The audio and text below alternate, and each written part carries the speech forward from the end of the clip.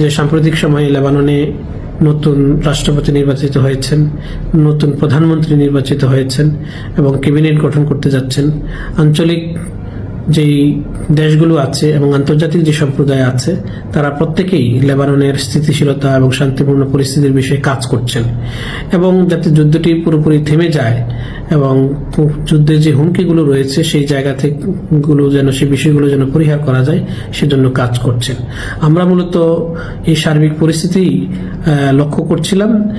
আলহামদুলিল্লাহ, আমরা যখন এই উন্নতিমূলক পরিস্থিতির মূল্যায়ন এবং বিভিন্ন সোর্স থেকে তথ্য পাচ্ছিলাম, তারই আলোকে আমরা বাংলাদেশ সরকারকে এখানকার যে যুদ্ধাবস্থার উন্নতি ঘটেছে, তারপর সার্বিক নিরাপত্তা পরিস্থিতি উন্নতির দিকে এবং এখানকার যে রাজনৈতিক ও প্রশাসনিক ব্যবস্থা যখন উন্নতির দিকে যাচ্ছে, এই সামগ্রিক পরিস্থিতি তুলে ধরে আমরা আমাদের সরকারকে অবহিত করেছি যাতে করে আমাদের দেশের ম্যান পাওয়ার চালু করা যায়, নতুনভাবে যারা আসতে চান তারা আসতে পারেন।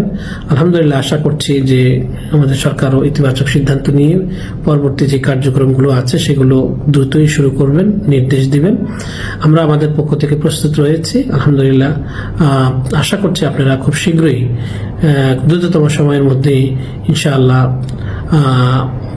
আমরা ম্যান পাওয়ার চালু করার যে বিষয়টি আছে সেটি শুরু করতে পারবো।